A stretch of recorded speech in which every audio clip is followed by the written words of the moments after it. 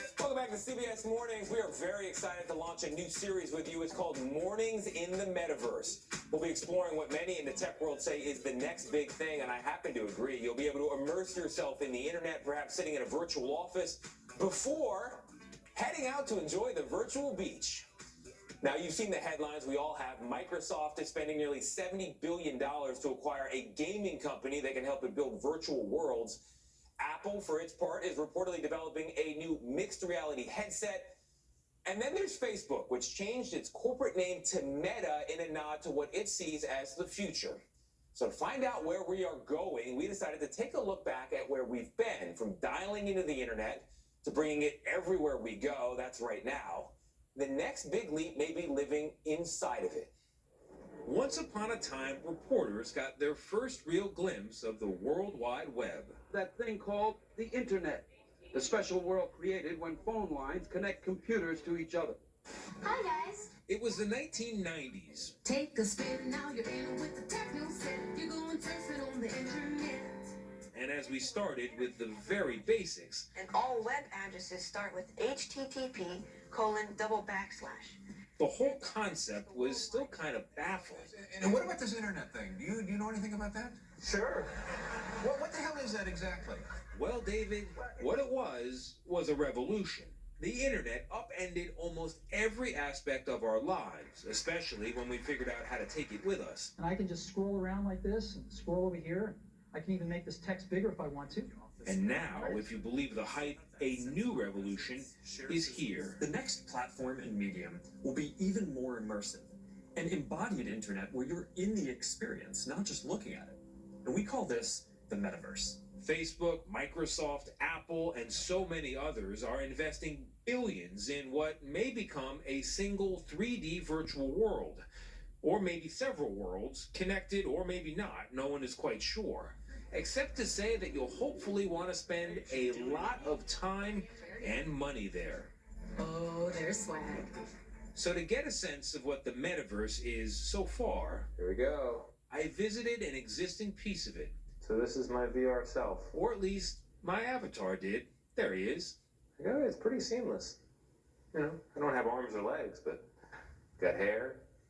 Nice to meet you. Thank you. We wanted to chat with people on a social platform called AltSpace VR, which is made by Microsoft and accessed through our Facebook headset.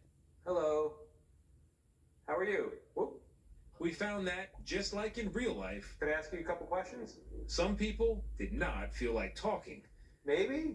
Nope, you poured it away from me. But among those who did, Why are you here? Just by curiosity. we met people from all over the world, all of them coming together in what at times did indeed feel like genuine human contact. Right now, I'm in Oaxaca, Mexico, and we are literally, our consciousness is in the same room right now, having a conversation. So when people say, where are you in the real world? You consider the answer to be both the physical world of Oaxaca and this virtual space that we are sharing. Correct. They're both There's real. virtual reality and physical reality. They're both reality. It's funny because we'll have this moment where we'll all hang out. I'll still implant this as a memory of you and I hanging out together, even though you're a cartoon character. We are still a long way from the future that Hollywood envisioned. With blended reality projected in front of our eyes, A place called the Oasis. or a seamless virtual world providing an escape from our own miserable existence. And yet, People say, oh my God, it's a dystopia. We're going to be spending hours a day inside these virtual worlds far from nature. I don't know about you, but I already spend most of my day inside. David Chalmers is a philosophy professor at New York University and the author of the book Reality Plus, Virtual Worlds and the Problems of Philosophy. In it, he argues that the virtual world has the potential to be a meaningful one. The very word virtual to me is a marker of, okay, the meaningful stuff has ended and now this is playtime or different. The meaning that we find in the physical world comes from us. We invest a physical world with meaning. And I think we can do the same to a digital world. Yeah, okay, it's all made of a bunch of bits. Well, the physical world is made of a bunch of atoms. Meaning comes where we find it. In the metaverse, we'll be able to teleport not just to any place, but any time as well. What really worries Chalmers is more of a timeless question about the concentration of power in the hands of a select few. In this metaverse world created by these companies, this sounds ridiculous, but I'll ask it, would that make the CEOs, the Mark Zuckerbergs, the Tim Cooks, in essence, God of those places? 3 of the traditional properties of God: creator, all-powerful, all-knowing. On the other hand, they may not have other traditional properties of God. For example, will they be all-good or all-wise? Almost certainly not. This is one of the reasons why we have to worry about who it is that creates and controls our virtual worlds. For now, Hey, we're shaking hands in the metaverse. That's great. Nice to meet you, Tony. we saw the real potential in this virtual world when we ran into Frankie Cotier, a semi-truck driver from Florida. He was sitting in his rig at a truck stop in Ohio. You're in a semi-truck right now? Correct. And talking to us outside a concert venue in Old Space VR, wherever that is. Hands out beats TikTok, Facebook, any social media platform. So this is the next step. And yet the future of any virtual world depends on how it stacks up to this one. You can't touch, you can't taste. I mean, some of the greatest experiences in this world are not duplicatable in that one.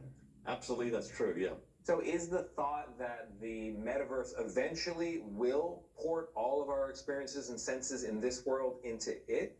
So it'll be equivalent? I think in the very long term, we can imagine a metaverse that brings in not just sight and sound, but the body as well. Until that day comes, it's hard to imagine how our experiences in the virtual world, even those experiences of a multi-billionaire like Mark Zuckerberg, All right, here we go. could ever really compare to the real thing.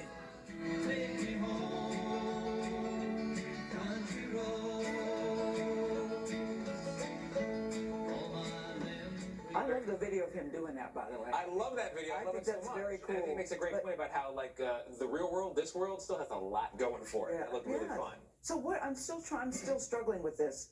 What are the advantages of going to the metaverse? And can you only get there using those? You can only get there through the headset. And the first thing I'll say is, and we can't, there's no way to communicate this other than to just say it. When you put that headset on, your brain really is tricked. Right. You may be sitting in your living room, but you mentally and psychologically feel like you are somewhere else and you are meeting those people. Like those people, the cartoon characters, I feel like I had an exchange with them. think that's true. It really happened that way. A couple of times I've done it. So because we're building a new world where there aren't scarce resources, we can make as much of anything as we want. Ideally, it'd be a kind of utopia. But the Income won't matter, class won't matter, background won't matter. Well, first of all, you have to be able to actually afford and own this technology. So if you're in a poor country, I can see a world where there are no stakes because everybody's living virtually in rich and wealthy countries. And for the rest of the world, they're living the reality, which is the reality of life. That is also a concern, but I don't think the stakes, he pointed it out that you can't taste anything in the virtual world. Yeah. You can't bleed in the virtual world. You can't fall. Someone might say you might fall in love in the virtual world. That ain't love.